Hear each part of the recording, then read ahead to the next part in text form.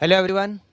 Last class में हमने start किया था liquidator final statement of account. Liquidator final statement of account, एक तरफ रिसिप्ट एक तरफ पेमेंट। पेमेंट का सीरियल ऑर्डर मैंने आपको बताया था। सबसे पहले लीगल एक्सपेंसेस अगर है तो, फिर लिक्विडेशन के एक्सपेंसेस, फिर लिक्विडेटर का रेम्यूनरेशन, फिर प्रेफरेंशियल क्रेडिटर, उसके बाद में डिबेंचर होल्डर जिनको फ्लोटिंग चार्ज दे रखा है, उसके बाद में unsecured creditor, preference share holder, और सबसे लास्ट में नंबर आता है इक्विटी शेयर होल्डर का। ठीक है, एक क्वेश्चन किया था क्वेश्चन नंबर 6 लास्ट क्लास में, बड़ा इजी क्वेश्चन था। आज हम चलते हैं आगे के क्वेश्चन नंबर 7 पे। मगर आज हम जो क्वेश्चन करेंगे वो क्वेश्चन बहुत अच्छा है, आप लोग बहुत ध्यान से समझना, नहीं तो ओवरहेड हो जाएगा। ठीक है, हाँ, मगर इसमें बहुत सारे पॉइंट, आप ये क्वेश्चन नंबर 7 करने से आपके बहुत सारे पॉइंट क्लियर हो जाएंगे, इसीलिए बहुत ध्यान से आप लोग समझना। ठीक, चलिए स्टार्ट करते हैं question number 7। The following is the balance sheet of CANID limited as at 31 March 2001। Equity and liabilities में equity share capital 2000 shares of ₹100 each, ₹75 per share paid up, और equity share capital 6000 shares of ₹100 each, ₹60 per share paid up. दो equity share दे रखे हैं, दोनों ही ₹100 की face value के हैं, मगर एक ₹75 पेड अप है और एक ₹60 पेड अप है। 10% preference share capital 2000 shares of ₹100 each fully paid up. P&L account negative है। Debenture having floating charge 2 lakh. Current liability में आउटस्टैंडिंग इंटरेस्ट है डिबेंचर का 10,000, ये 31 मार्च 2001 तक का इंटरेस्ट है।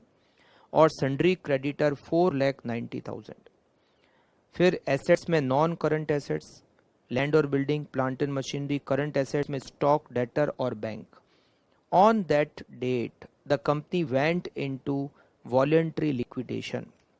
The dividend on preference share were in arrear for the last 2 year, पिछले 2 साल का डिविडेंड बाकी है। Sundry creditor include a loan of ₹90,000 on mortgage on land और बिल्डिंग। ये जो ऊपर सन्ड्री क्रेडिटर दे रखे हैं, इसमें ₹90,000 का लोन शामिल है। 90,000 का लोन इंक्लूडेड है और वो सिक्योर्ड लोन है, उस पे लैंड और बिल्डिंग को हमने मोर्गेज पे रखा हुआ है। The assets realise were as under, land और बिल्डिंग से हमें मिलेंगे 3,40,000, प्लांट और मशीनरी से मिलेंगे 3,60,000, स्टॉक से 120 और डेटर से 1,60,000। Interest accrued on loan on mortgage of building up to the date of payment amounted to ₹10,000। वो जो क्रेडिटर का बाइफर्केशन किया जिसमें 90,000 का लोन है, तो डेट ऑफ पेमेंट तक उस पर 10,000 का इंटरेस्ट भी देना है, तो 90,000 प्लस 10, उसको टोटल 1,00,000 रुपए देने हैं। ठीक है, फिर दे रखा है liquidation expenses 4,600। Liquidator is entitled to a remuneration of 3% on the all assets realised except cash at bank. दिक्कत बात है, कैश और बैंक को तो रियलाइज वो तो है ही हमारे पास, तो जो भी एसेट से रियलाइज होगा उसका 3% लिक्विडेटर को रेम्यूनरेशन और 2% on the amount distributed among equity share holder. Equity share holder को हम जितना देंगे उसका 2%। Preferential creditor included in sundry creditor amounted to ₹30,000। Preferential creditor 30,000 रुपए के, और वो कहाँ इंक्लूडेड है? सन्ड्री क्रेडिटर में। सन्ड्री क्रेडिटर में बहुत कुछ इंक्लूड है। सन्ड्री क्रेडिटर 490 के, उसमें 90,000 का एक लोन था, 30,000 के प्रेफरेंशियल क्रेडिटर है, और बाकी के कितने बचे? 3,70,000 वो हो गए बाकी के ट्रेड क्रेडिटर्स जो कि अनसिक्योर्ड हो जाएंगे।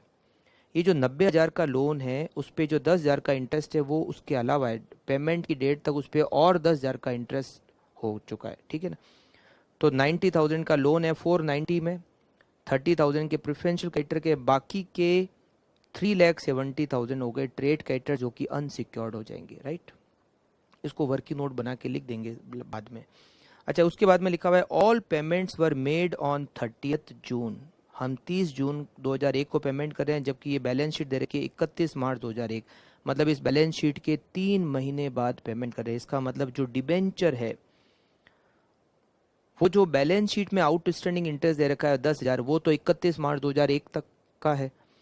3 महीने का और इंटरेस्ट आपको देना पड़ेगा, ठीक है। जैसे हमने लास्ट क्वेश्चन, जो क्वेश्चन नंबर 6 किया था लास्ट क्लास में, उसमें भी ऐसे ही किया था। Prepare the liquidator final statement of account. तो चलिए स्टार्ट करते हैं। बहुत अच्छा क्वेश्चन है, बहुत सारे पॉइंट है, ध्यान से आप लोग समझना। Liquidator final statement of account.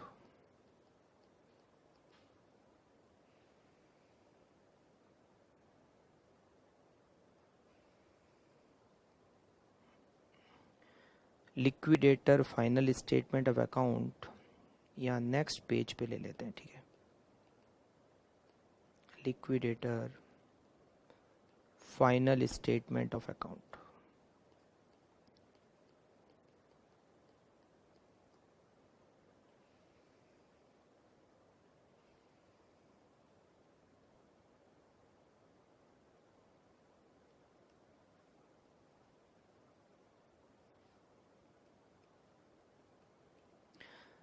सबसे पहले लिखते हैं to cash and bank. To cash and bank, balance sheet में जो भी कैश और बैंक का बैलेंस दे रखा है वो यहाँ पर हम लिख लेते हैं। बैलेंस शीट में बैंक है, कैश तो नहीं है, कितना है 60,000, तो ये लिख लेते हैं यहाँ पर 60,000। अप टू एसेट्स रियलाइज्ड, सबसे पहले लैंड एंड बिल्डिंग। लैंड और बिल्डिंग को हमने मॉर्गेज पे दिया हुआ है, लोन 90,000, उस पे पेमेंट करने तक 10,000 का इंटरेस्ट और बन गया, तो 90,000 और 10,000, 1,00,000 रुपए देने। लैंड और बिल्डिंग से मिलेंगे 3,40,000, तो 340 में से 1,00,000 का लोन एडजस्ट होगा, तो हमें नेट कितना मिला 2,40,000, और वो लोन खत्म हो गया।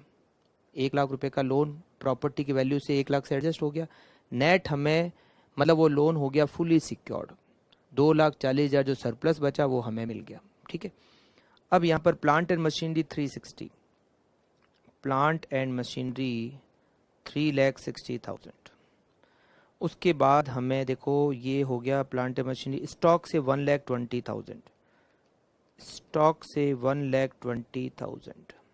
उसके बाद डेटर से 1,60,000, डेटर से 1,60,000, ठीक है। ओके, तो देखो हमारे पास जो जो एसेट्स थी, लैंड और बिल्डिंग का हो गया, प्लांट एंड मशीनरी हो गया, स्टॉक हो गया, डेटर हो गया। ओके, अब हम यहाँ लिखते हैं लीगल एक्सपेंसेस है नहीं, लिक्विडेशन एक्सपेंसेस। लिक्विडेशन एक्सपेंसेस के हमें यहाँ पर दे रखे हैं, देखो ये सेकंड पैराग्राफ में 4,600, तो ये लिखते हैं 4,600। और बारी आती है लिक्विडेटर के रेम्यूनरेशन की, ये अच्छा पॉइंट है इस क्वेश्चन में, लिक्विडेटर रेम्यूनरेशन। लिक्विडेटर को हम रेम्यूनरेशन देंगे, लिक्विडेटर को रेम्यूनरेशन क्या देंगे, एसेट से जितना मिला उसका 3%। अब यहाँ पर एक पॉइंट है, लैंड और बिल्डिंग को हमें बेचने से 240 हमने यहाँ लिखे हैं, जबकि 240 नहीं मिले थे, हमें 340 मिले थे। वो तो हमने लोन का 1,00,000 एडजस्ट करके नेट अमाउंट यहाँ लिखा है। लैंड और बिल्डिंग को सेल करने से हमें 240 नहीं मिले थे, 340 मिले थे। वो हमने यहाँ प्रेजेंटेशन में वो नेट अमाउंट ही लिखते हैं, मगर मिला तो 340 था। एसेट को बेचता तो लिक्विडेटर ही है, वो ठीक है, उसमें से 1,00,000 वहाँ पेमेंट कर देता है बैंक लोन का, और मतलब जो लोन लिया हुआ तो उसमें पेमेंट कर दिया, और बाकी 240 हमने यहाँ लिख दिए। तो जब लिक्विडेटर का रेम्यूनरेशन कैलकुलेट होगा तो एसेट्स की जो रियलाइजेबल वैल्यू थी 340, वो यहाँ पर लेनी है, उसको मिलेगा 3% ऑन दी एसेट्स रियलाइज्ड। तो एसेट से रियलाइज तो 340 हुआ था, 240 नहीं हुआ था। तो हम क्या करेंगे, देखो 340 लैंड और बिल्डिंग के, 360 प्लांट एंड मशीनरी के, 120 स्टॉक से, और 160 डेटर से, 9,80,000। 9,80,000 का कितना परसेंट, 9,80,000 का 3%। अच्छा, बैंक पर आप परसेंटेज मत ऐड कर लेना, बैंक को रियलाइज़ नहीं किया, वो तो है ही हमारे पास। बैंक का बैलेंस जो सबसे ऊपर 60,000 लिखा हुआ है, कमीशन इस पे मिलेगा, इस पे मिलेगा, इस पे मिलेगा और इस पे मिलेगा, ठीक है।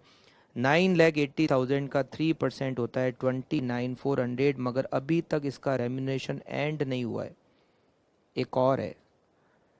अब उसको यहाँ लिखा हुआ है 3% तो मिलता है एसेट्स रियलाइज का, और 2% मिलता है जितना हमने इक्विटी शेयर होल्डर को डिस्ट्रीब्यूट किया उसका 2%। अब इक्विटी शेयर होल्डर को कितना डिस्ट्रीब्यूट करेंगे ये तो सबसे लास्ट में पता चलेगा। तो एक काम करते हैं, यहाँ पर एक लाइन छोड़ देते हैं, लिक्विडेटर रेम्यूनरेशन को लिखना यहीं पे, मगर इक्विटी शेयर होल्डर को जितना दिया उसका 2%। तो हम एक बार यहाँ पर एक लाइन छोड़ देते हैं, ये बाद में कैलकुलेट होगा। लिक्विडेटर रेम्यूनरेशन के बाद में नंबर किसका आता है? प्रेफरेंशियल क्रेडिटर का आता है। और प्रेफरेंशियल क्रेडिटर यहाँ लिखा हुआ है कि 30,000 के हैं और वो सन्ड्री क्रेडिटर में इंक्लूडेड है 30,000। इसके बाद में नंबर किसका आएगा? डिबेंचर होल्डर का आएगा। उनको हम क्या क्या देंगे? एक तो डिबेंचर का पैसा, डिबेंचर का पैसा कितना है? बैलेंस शीट में दे रखा है 2 लाख, तो यहाँ लिखते हैं ब्रैकेट में 2 लाख। बैलेंस शीट में इंटरेस्ट आउटस्टैंडिंग दे रखा है 10,000, ये तो है ही, ये इंटरेस्ट आउटस्टैंडिंग है अप टू 31 मार्च 2001। अब हम पेमेंट कर रहे हैं 30 जून को, तो 3 महीने का और इंटरेस्ट हो गया। तो 2 लाख के डिबेंचर, 10% रेट 20,000, और 3 महीने का मल्टीप्लाई बाय 3 डिवाइडेड बाय 12, 5,000 रुपये और इंटरेस्ट के इसमें ऐड कर देते हैं। तो ये हो गया 2,15,000, 2,15,000। इसके बाद में हम पेमेंट करते हैं अनसिक्योर्ड क्रेडिटर को। अनसिक्योर्ड क्रेडिटर के लिए यहाँ पर देखो, बैलेंस शीट अगर देखें तो केवल देखो यहाँ आउटस्टैंडिंग इंटरेस्ट हमने डिबेंचर के साथ में ऐड कर दिया। क्रेडिटर 490 के थे, 490 में 90,000 का लोन जुड़ा हुआ था, वो माइनस किया 4 लाख। 30,000 के प्रेफरेंशियल क्रेडिटर जुड़े हुए थे, बाकी के 3,70,000 ट्रेड क्रेडिटर्स हैं। तो वो जो ट्रेड क्रेडिटर पीछे रह गए, मतलब जो सन्ड्री क्रेडिटर पीछे रह गए 370, वो पूरे के पूरे क्या है? अनसिक्योर्ड है, जो पीछे बच गए। तो 3,70,000 हम यहाँ पर अनसिक्योर्ड वाले को भी पेमेंट कर देते हैं। ध्यान रखना पेमेंट अपने पास होना चाहिए। इधर पेमेंट देखें तो 60,000 कैश और बैंक से है, एक बार चेक कर लेते हैं। कैश और बैंक के 60 प्लस 240 प्लस 360 प्लस 120 प्लस 160, ये होते हैं 940। 940 में से माइनस करते हैं 4,600 माइनस 29,400 माइनस 30,000 माइनस 2,15,000 और माइनस 3,70,000। ये सब देने के बाद हमारे पास बचे 2,91,000। ठीक है, अब हम आते हैं प्रेफरेंस शेयर होल्डर पर। बाई प्रेफरेंस शेयर होल्डर, अब बहुत ध्यान से समझना क्योंकि यहाँ पर बहुत अच्छे पॉइंट आएंगे। प्रेफरेंस शेयर होल्डर में एक तो प्रेफरेंस शेयर कैपिटल कितनी है? वो है 2 लाख रुपए की। 2 लाख रुपए की हो गई प्रेफरेंस शेयर कैपिटल, प्लस और हमारे पास क्या है? और हमारे पास है प्रेफरेंस शेयर कैपिटल के अलावा हमारे पास क्या बच गया? उनको डिविडेंड देना है, 2 साल का डिविडेंड बाकी। तो 2 लाख रुपए का 10% कितना होता है? 20,000 एक साल का। 2 साल का कितना हो गया? 40,000। तो 40,000 हमें देना है उनको डिविडेंड का। तो 291 बचे हुए थे, उसमें से 240 तो दे ही सकते हैं, ये हमने दे दिए 240। अब कितने बच गए? 51,000। ये 51,000 किनको देने हैं? इक्विटी शेयर होल्डर को, मगर नहीं, यहाँ पर लिक्विडेटर को रेम्यूनरेशन भी देना पड़ेगा। लिक्विडेटर को रेम्यूनरेशन मिलता है इक्विटी शेयर होल्डर में जितना डिस्ट्रीब्यूट होगा उसका 2%। तो जो 51,000 मिल गए ये पूरा इक्विटी शेयर होल्डर में डिस्ट्रीब्यूट नहीं होगा, इसमें से अभी तक लिक्विडेटर को एक और रेम्यूनरेशन लेस करेंगे और जो बचेगा वो मिलेगा किनको? इक्विटी शेयर होल्डर को। ऐसे ही होगा। अब समझना, क्योंकि बहुत अच्छा पॉइंट है, ध्यान से आप लोग समझना, ठीक है, क्योंकि मेन पॉइंट क्वेश्चन का अब ही स्टार्ट होता है।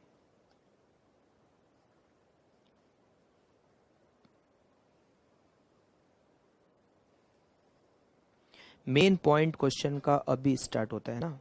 वर्किंग नोट नंबर फर्स्ट, सबसे पहले तो हम वो सन्ड्री क्रेडिटर को बाइफरकेट करने का वर्किंग नोट लिख लेते हैं। सन्ड्री क्रेडिटर ₹490 जो बैलेंस शीट में दे रखे हैं, उसमें 90,000 का लोन है, सिक्योर्ड लोन 90,000, ये वो 10,000 इंटरेस्ट के वो तो अलग से।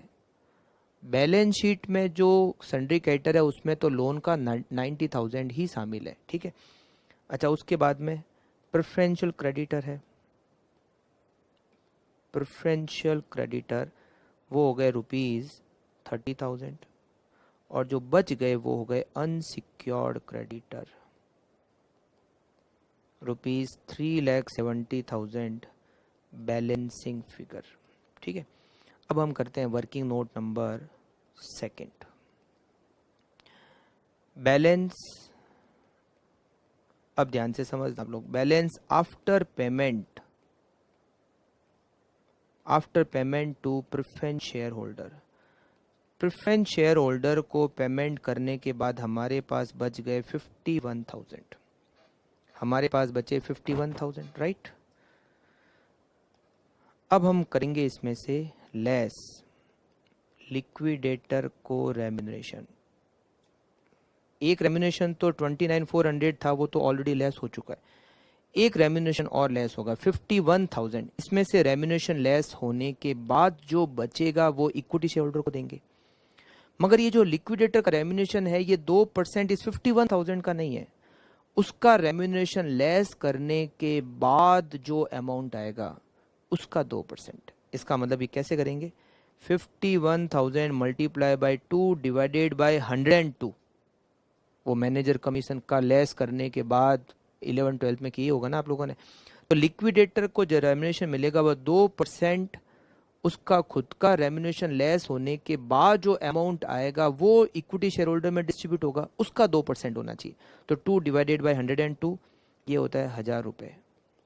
तो पीछे कितने बचे, 50,000। अब आप भले चेक कर सकते हो, ये जो अब पीछे 50,000 बचे वो किन को देने, इक्विटी शेयर होल्डर को देने। इस 50,000 का 2% कितना होता है, 1,000 रुपये, और हमने कैलकुलेट भी वही किया 1,000 रुपये, राइट।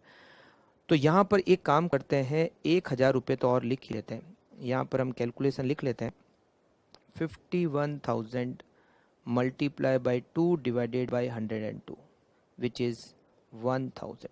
एक कैलकुलेशन तो ये लिखी, एक कैलकुलेशन ये लिखी हमने, ठीक है। अब बच गए हमारे पास 50,000। अब सबसे अच्छा वर्किंग नोट, ये वर्किंग नोट सेकंड है ना, मैंने जो उसमें इसको भी फर्स्ट लिख दिया, सेकंड। अब हमारे पास में सबसे अच्छा वर्किंग नोट है, अब आप ध्यान से समझना, ठीक है। ये तो हो गए 50,000। अब यहाँ पर हमें पेमेंट करना है इक्विटी शेयर होल्डर को, मगर यहाँ पर इक्विटी शेयर भी दो तरह के हैं।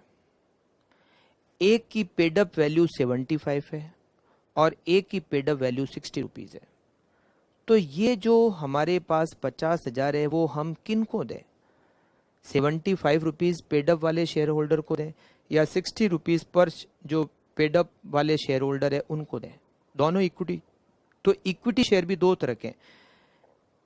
एक इक्विटी शेयर 2,000 शेयर है 75 रुपीज़ पेड अप वाले, 6,000 शेयर है 60 रुपीज़ पेड अप वाले हैं, है ना। अगर एक ही टाइप के इक्विटी शेयर होते तो दिक्कतें नहीं होती। जैसे हमने क्वेश्चन नंबर 6 में भी किया था, जो भी पैसा बच गया वो हमने शेयर्स में बांट दिया, वहाँ पर एक ही टाइप का शेयर था इक्विटी शेयर। मगर यहाँ दो टाइप के इक्विटी शेयर हैं और दोनों की पेड अप वैल्यू अलग अलग है। फेस वैल्यू तो सेम है मगर पेड अप वैल्यू अलग अलग है। एक 75 रुपीज़ पेड अप का है, एक 60 रुपीज़ पेड अप का है।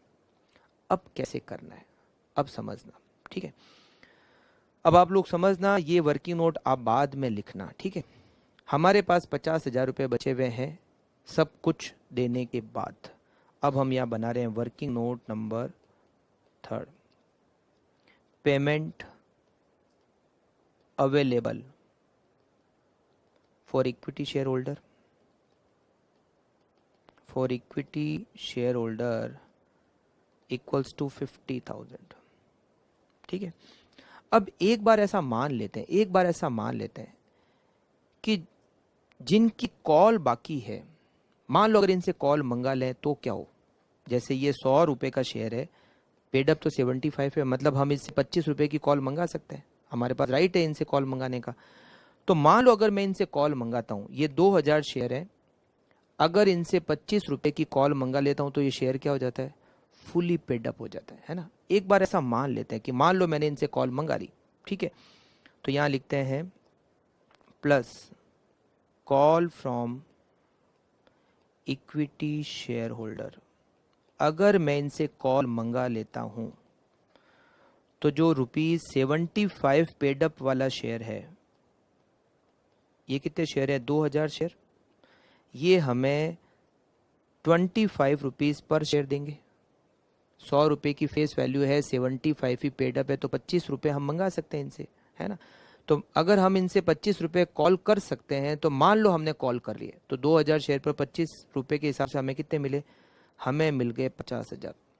फिर एक और शेयर है जो 60 रुपीज़ पेड अप वाला है, 60 रुपीज़ पेड अप वाला है, और ये शेयर कितने हैं, ये शेयर है 6000, 60 रुपीज़ पेड अप है, मतलब हम इनसे 40 रुपये मंगा सकते हैं। चलिए मान लो हमने मंगा लिए इनसे भी, तो 60 रुपीज़ पेड अप वाला जो शेयर है, 6000 शेयर, 6000 शेयर, इनसे हमने 40 रुपीज़ मंगा लिए, मतलब 2,40,000 रुपीज़ मंगा लिए। अब पता है क्या हुआ, ये दोनों शेयर फुली पेड अप हो गए 100 रुपये।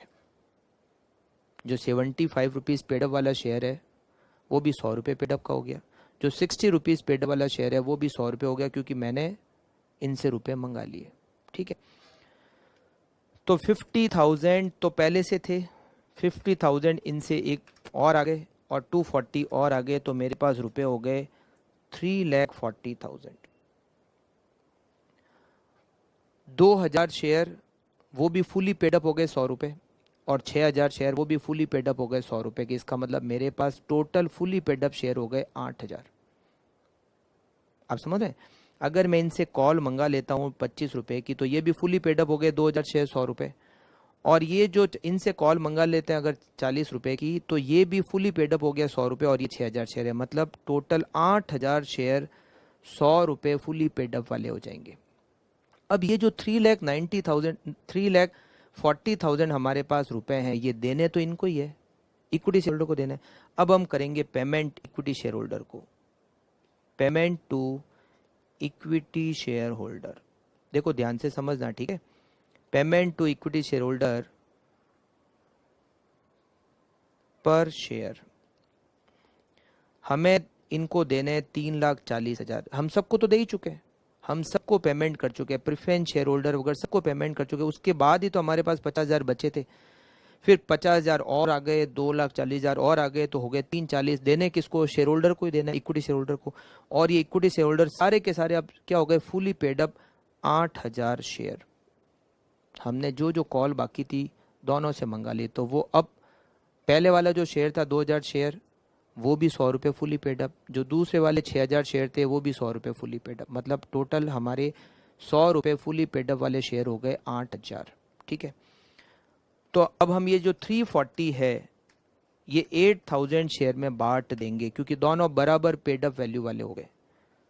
तो हम पर शेयर देंगे 42.5, 42 रुपये 50 पैसे हम पर शेयर हम डिस्ट्रीब्यूट करेंगे, मतलब जो 2000 शेयर हैं उनको भी पर शेयर 42.5, और जो 6000 शेयर है उनको भी पर शेयर 42.5 देंगे। अब हम करेंगे यहाँ पर नेट एडजस्टमेंट।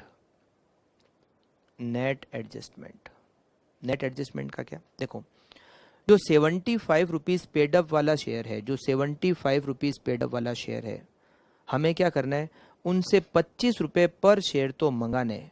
पहले हम उनसे 25 रुपये पर शेयर मंगाएंगे, और उसके बाद में हम उनको 42.5 पर शेयर देंगे। ऐसे तो हो रहा है, जो 2000 शेयर हैं 75 पेड अप वाले थे, तो मैंने क्या कहा कि भाई इनसे 25 रुपये मंगा लो, तो हम 25 रुपये पर शेयर तो इनसे मंगाएंगे, और जब लास्ट में जाके हम इनको 42.5 रुपीज़ पर शेयर वापस दे देंगे। मतलब मैं आपको कहूँ कि ऐसा करो, आप मुझे 40 रुपये दो और मैं आपको वापस 50 रुपये दे देता हूँ। आप मुझे 40 रुपये दो, मैं आपको 50 रुपये देता हूँ। तो आपको सर नेट ही कर लो ना, आप मुझे 10 रुपये दे दो, बात ही खत्म। मैं आपको, आप मुझे 40 दोगे, फिर मैं आपको वापस 50 रुपये दूँ, तो इसका मतलब नेट ही कर लो 10 रुपये, है ना। तो इसका मतलब है मुझे जो 75 रुपीज़ पेड अप वाला शेयर है, पहले तो इनसे 25 रुपये मंगाए और लास्ट में जाके इनको 42.5 वापस दें। तो एक काम करते हैं, नेट टिक कर लेते हैं। नेट क्या हो गया, 25 रुपये मंगाने हैं और 42.5 वापस देने हैं। इसका मतलब मुझे इनको देने हैं, कितने देने हैं, 42.5 माइनस 25, 17 रुपये 50 पैसे पर शेयर इनको देने। कौन से शेयर? जो कि 75 रुपीज़ पेड अप है। इसका मतलब जो ₹75 पेड अप है, जिसका शेयर अभी 75 रुपीज़ पेड अप है, उनको हम देंगे पेमेंट पर शेयर। पेमेंट पर शेयर 42.5 माइनस 25 रुपीज़ 17.5। अच्छा, जो 60 रुपये पेड अप वाला शेयर था, उनसे हम कितना मंगा रहे हैं? 40 रुपये, और लास्ट में जाके कितना दे रहे हैं? 42.5। इसका मतलब हम इनको देंगे 2 रुपये 50 पैसे। 40 रुपये मंगाने हैं और 42.5 लास्ट में देने हैं, तो नेट कितना हो गया? हमें 2 रुपये 50 पैसे देने हैं। तो यहाँ पर लिखेंगे ₹60 पेड अप वाले शेयर को, जो 60 रुपये पेड अप वाले शेयर है, उनको भी हमें पेमेंट करना है पर शेयर। 42.5 माइनस 40, इनको हमें देना है 2 रुपये 50 पैसे पर शेयर। मगर ये नेट एडजस्टमेंट करने के लिए आपको ये ऊपर वाली कैलकुलेशन तो करनी पड़ेगी। मतलब आपको एक बार तो ये मानना पड़ेगा कि हमें पैसे मंगाए और वापस इतने दिए, फिर जाके आपको नेट एडजस्टमेंट करना पड़ेगा। समझ गए आप? ये ऊपर वाली जो कैलकुलेशन की है वो तो हमने नेट एडजस्टमेंट को कैलकुलेट करने के लिए की है। एक बार हमने माना है कि मान लो पैसे मंगा लेते हैं, हमने मंगाए नहीं है वो 25 रुपये और 40 रुपये, हमने माना कि मान लो हम पैसे मंगा लें तो इतने पैसे आएंगे और वापस इतने देंगे। अब हमने नेट कर लिया कि इतने मंगाने हैं, इतने देने हैं, नेट कर लो। तो जो 75 रुपीज़ पेड अप वाला शेयर था, उसको तो हमें नेट 17 रुपये 50 पैसे देने हैं, और जो 60 रुपये पेड अप वाला शेयर, उनको नेट 2 रुपये 50 पैसे देने हैं। देखो, मैं रिकंसिल भी करूंगा कि कैसे बराबर बात हो गई। ठीक है, अब यहाँ पर लिखते हैं बाई इक्विटी शेयर होल्डर।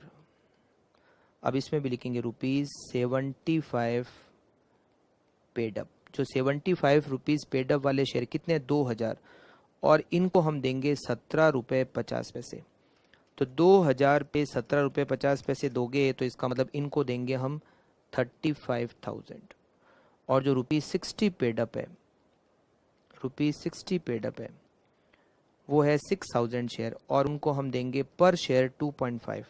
तो जब 6000 शेयर पर 2.5 पर शेयर देंगे तो ये हो जाते हैं 15,000। अब देखो 35 और 15 कितने दिए? 50,000। और हमारे पास ये सब करने के बाद बचे तो 50,000 ही थे। ये जैसे ही आप करोगे ना, डेबिट साइड की टोटल और क्रेडिट साइड की टोटल बराबर हो जाएगी। तब आप समझना आपने कैलकुलेशन एकदम सही करी है ना? आप देखो, कैलकुलेट करके देखो, 60,000 प्लस 240 प्लस 360 प्लस 120 प्लस 160, ये हो गए 9,40,000। और इधर की भी टोटल आएगी 9,40,000। चेक कर लेते हैं। 4600 plus 29,400 plus 1000 plus 30,000 plus 2,15,000 plus 3,70,000 plus 2,40,000 plus 35,000 plus 15,000, it is 9,40,000। एक तो चेक करने का ये तरीका, बात बराबर मिल जाएगी। नेट एडजस्टमेंट से ही लिखना है हमें। ठीक है, दूसरा चेक करने का तरीका क्या? देखो, मैं बता रहा हूँ। इक्विटी शेयर होल्डर, ये जो दो टाइप के हैं, दोनों को बराबर फायदा या बराबर नुकसान होगा। कैसे? देखो, एक शेयर है 75 रुपीज़ पेड अप वाला, और एक शेयर है 60 रुपीज़ पेड अप वाला। ठीक है, मान लो इस कंपनी का ये जो 75 रुपये पेड अप वाला शेयर है वो आपके पास है, एक शेयर ही है, और ये जो 60 रुपीज़ पेड अप वाला शेयर है वो मान लो मेरे पास है, वो है एक शेयर ही।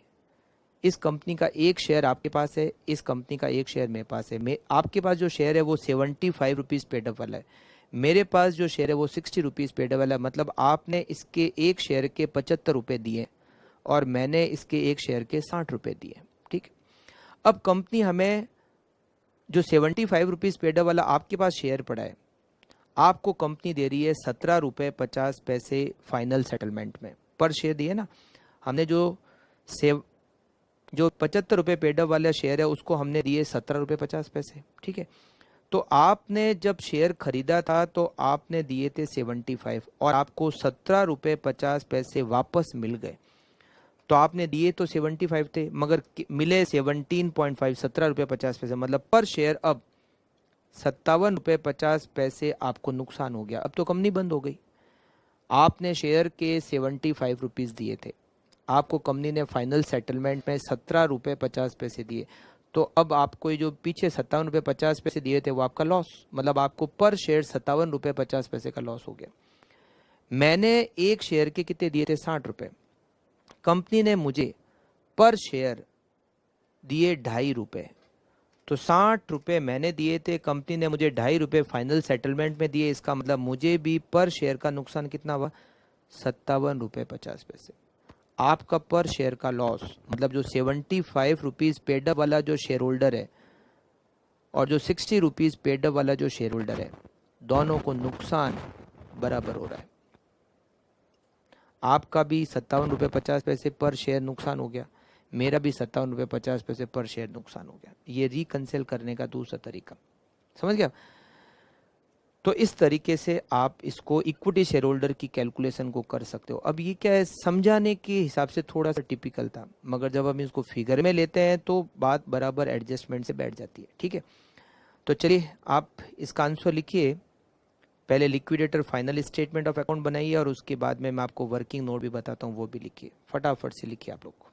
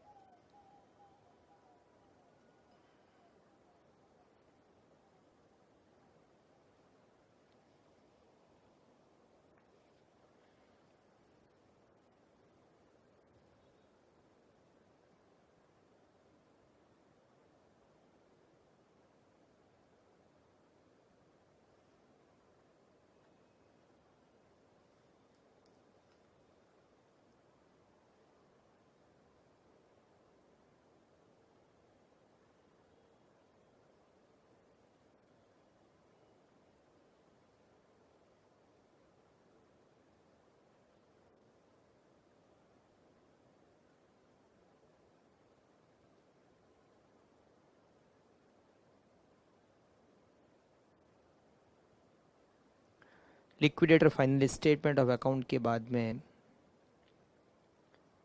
सन्ड्री क्रेडिटर्स का जो वर्किंग नोट बनाया था,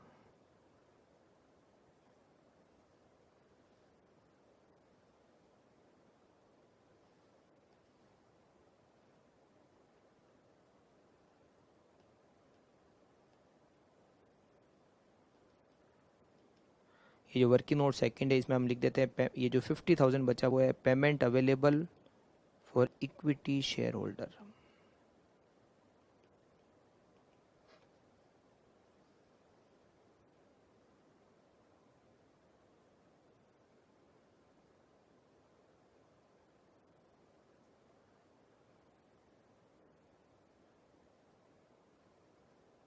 फिर वर्किंग नोट नंबर 3। बस इस वर्किंग नोट 3 में आप ध्यान रखना, पहले एक बार जिन शेयर के ऊपर कॉल मतलब फुली पेड अप नहीं है, आप उनसे एक बार कॉल मंगा लो यहाँ पर। मतलब एक्चुअल कॉल नहीं मंगानी है, मगर नेट एडजस्टमेंट करने के लिए आपको ये मानना पड़ेगा कि हमने उनसे कॉल का पैसा मंगा लिया। तो उनसे कॉल का पैसा मंगा के उनको क्या करो, फुली पेड अप कर दो। फिर आप देखो कि कितना टोटल पैसा इकट्ठा हो गया, उसको टोटल नंबर ऑफ शेयर का उसमें डिवाइड करके पर शेयर हमें कितना देना है वापस, वो कैलकुलेट कर लो और उसके बाद में करो नेट एडजस्टमेंट। जैसे ₹75 पेडअप वाले शेयर से ₹25 मंगाने हैं और 42.5 देने हैं, इसका मतलब नेट देना है ₹17.50। ₹60 पेडअप वाले से ₹40 मंगाने थे और 42.5 देने हैं, इसका मतलब इनको भी नेट देने ही है 2.5। ठीक है, और ये हो गया हमारा question number 7 complete. Okay, start करते हैं next question. Question number 8। Question number 8 थोड़ा छोटा है, ठीक है। The following particulars relates to a limited company which has gone into voluntary liquidation. You are required to prepare the liquidator statement of account, allowing for his remuneration at the rate 2.5% on all assets realized excluding call money received and 2% on the amount paid to unsecured creditor including preferential creditor। मतलब ये क्या कर रहा है, liquidator को जो remuneration देना है वो 2.5% देना है ऑन ऑल एसेट्स रिलाइज, मगर कॉल मनी अगर रिसीव होती है उस पर 2.5% नहीं देना है, ठीक है। और unsecured creditor plus preferential creditor को जितना पेमेंट होगा उसका 2% और देना है, ठीक है। शेयर कैपिटल में 10,000 preference share of ₹100 each fully paid up, 50,000 equity shares of ₹10 each fully paid up, एक शेयर तो फुली पेड अप है, और एक 30,000 equity share of ₹10 each 8 paid up, एक equity share fully paid up है, एक equity share ₹8 paid up है। Assets realised 20 lakh, सब मिलाकर दे रखा है, excluding the amount realise by sale of security held by the partly secured creditor. Partly secured creditor ने अगर कोई एसेट्स रखी है उसका रियलाइजेशन इसमें शामिल नहीं है।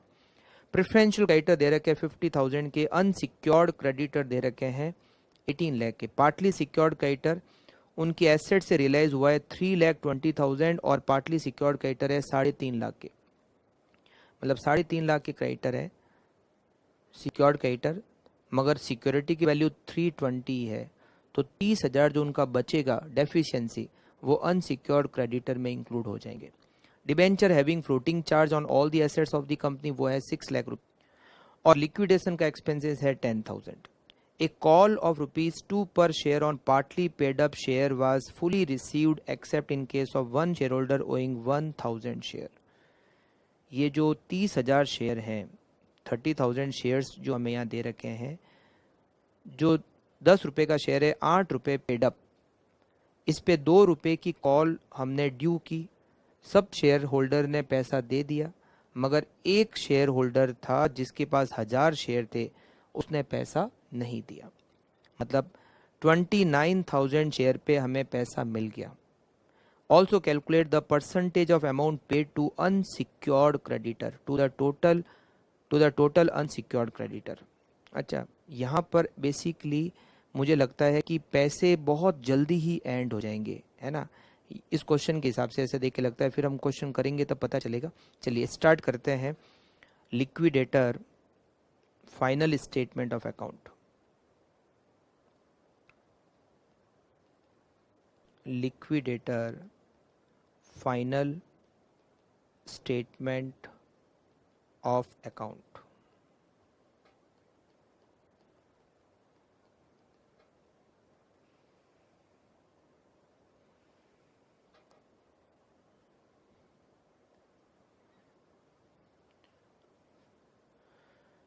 रुपीस और रुपीस। सबसे पहले हम यहाँ लिखते हैं कैश और बैंक का कोई ओपनिंग बैलेंस नहीं है ना, सीधा लिखते हैं to assets realised, to assets realise, और इसमें आएगा 20 लाख। यहाँ पर नाम नहीं दे रखे, सीधा लिखा हुआ है एसेट्स रियलाइज 20 लाख। हाँ, जो सिक्योर्ड क्रेडिटर के पास में एसेट्स थी वो 3.5 लाख के क्रेडिटर थे, 320 ही एसेट को सेल करने से आएंगे, तो बल्कि उसमें डेफिशिएंसी बचेगी, सरप्लस एसेट्स का कुछ नहीं बचेगा, ठीक है। तो 20 लाख आ गए। अब यहाँ पर स्टार्ट करते हैं। सबसे पहले तो लिक्विडेशन के expenses, liquidation expenses which is 10,000 rupees. फिर लिक्विडेटर रेम्यूनरेशन, लिक्विडेटर को रेम्यूनरेशन मिलता है एक तो ऑल एसेट्स रियलाइज उसका 2.5%। अब ऑल एसेट्स रियलाइज में देखो 20 लाख की तो एसेट्स रियलाइज दे रखी है, प्लस वो जो सिक्योर्ड क्रेडिटर के पास एसेट्स थी वो भी तो रियलाइज लिक्विडेटर ही करता है, पैसा वो रखता है वो बात अलग है, मगर रियलाइजेशन का काम लिक्विडेटर ही करेगा। तो उस एसेट से कितना मिला 3,20,000, तो दोनों मिलाकर हो गए 23,20,000 ये मिला।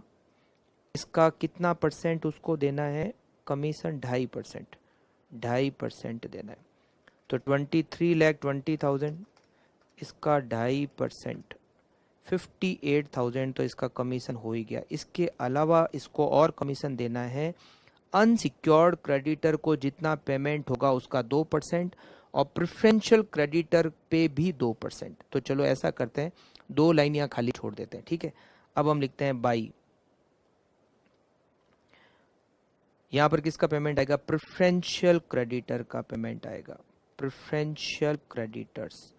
प्रेफरेंशियल क्रेडिटर 50,000, अभी तक हमारे पास पैसे हैं, तो यहाँ लिक्विडेटर के रेम्यूनेशन में भी कर देते हैं। 50,000 का 2%, 1000 रुपये दे दिया हमने इनको, ठीक है।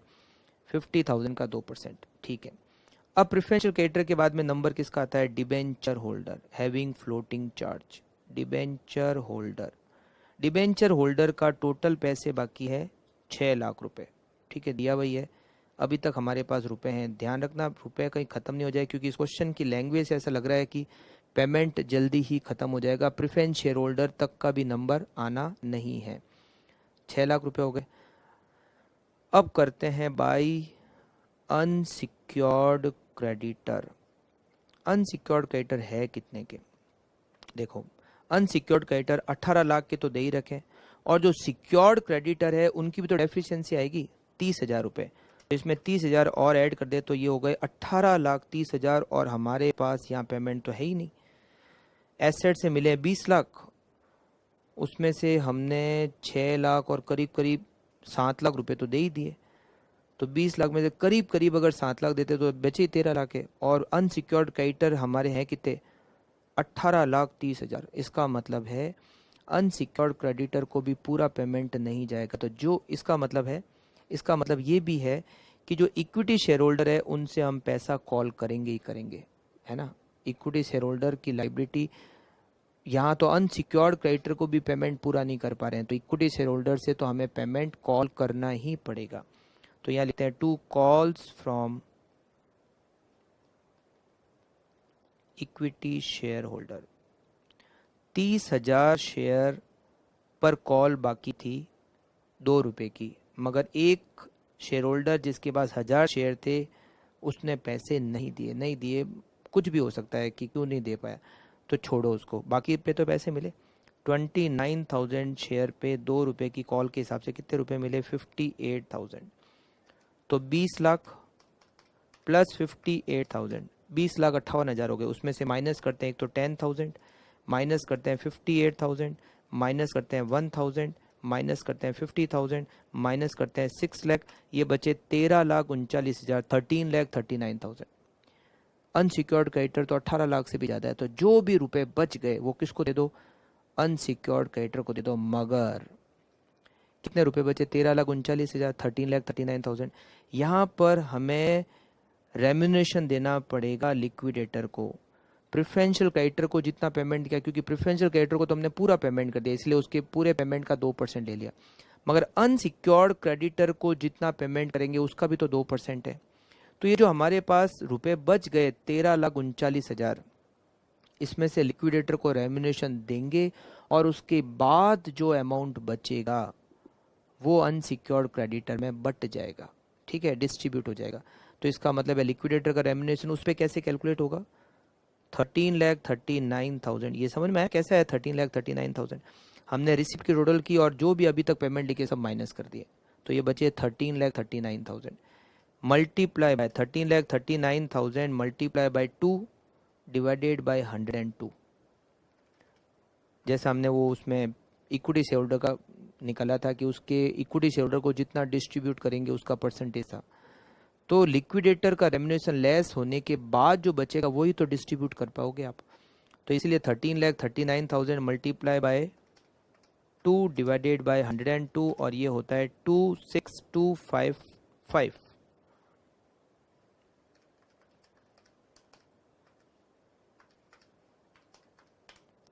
26,255 ये हो गया इसका रेम्यूनरेशन। और जो पीछे बच गया 13,39,000 माइनस 26,255, इसको पेमेंट हमने किया 13,12,745। बस आगे तो किसी का नंबर आएगा नहीं, यहीं पे ख़त्म हो जाएगा। प्रेफरेंस शेयर होल्डर का नंबर, इक्विटी शेयर होल्डर का नंबर, किसी का नंबर नहीं आया, ये यहीं पर ख़त्म हो गया। अब चेक कर सकते हो अनसिक्योर्ड क्रेडिटर को हमने कितना पेमेंट किया? 13,12,745 थे, तो 18 लाख से भी ज़्यादा के 13,12,000 जितना बचा था वो उनको दे देंगे, ठीक है ना। 13,12,745 दिए। अब इसका भले आप दो, ये जो दे रहे हैं इसका 2% ये होना चाहिए। तो 13,12,745 का 2% 26,255 होता है, ठीक है। और दोनों तरफ की टोटल कर लो, 20,58,000 और इधर भी 20,58,000। ये तो बन गया liquidator final statement of account. मगर यहाँ पर एक और कैलकुलेशन हमें कही है कि आप ये भी बताओ, also calculate the percentage of amount paid to unsecured creditor to the total unsecured creditor.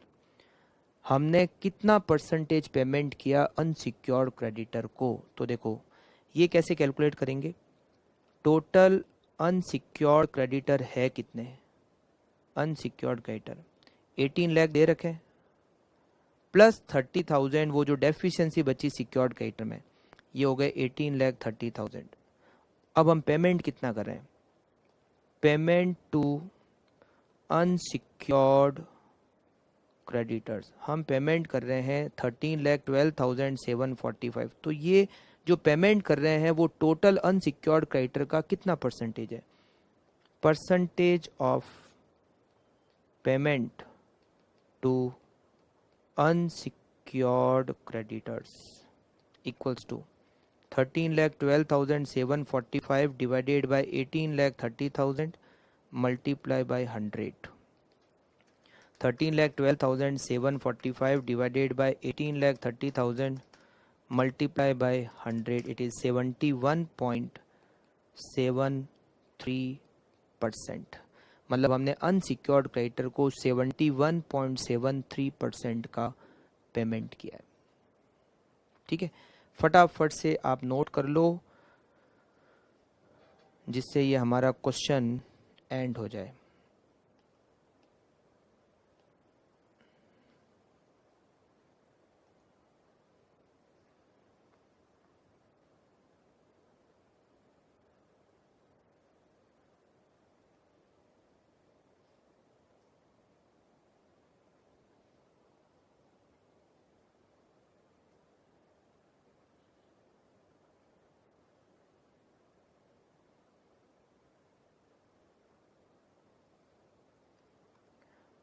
Okay, तो आज की क्लास को हम यहीं पर दी एंड करते हैं। 2 क्वेश्चन हमने सॉल्व किए। जो क्वेश्चन नंबर 7 था वो बहुत अच्छा क्वेश्चन था, उसमें इक्विटी शेयर होल्डर से कितना पेमेंट करना है, लेना है, देना है, नेट एडजस्टमेंट, वो सब कैलकुलेशन वहाँ पे थी। अभी तक तो ऐसे बहुत सारे क्वेश्चन हम सॉल्व करेंगे। ठीक है, तो क्वेश्चन नंबर 7 भी इजी था, क्वेश्चन नंबर 8 भी इजी था। अब और क्वेश्चन करेंगे नेक्स्ट क्लास में। Okay, thank you, bye bye.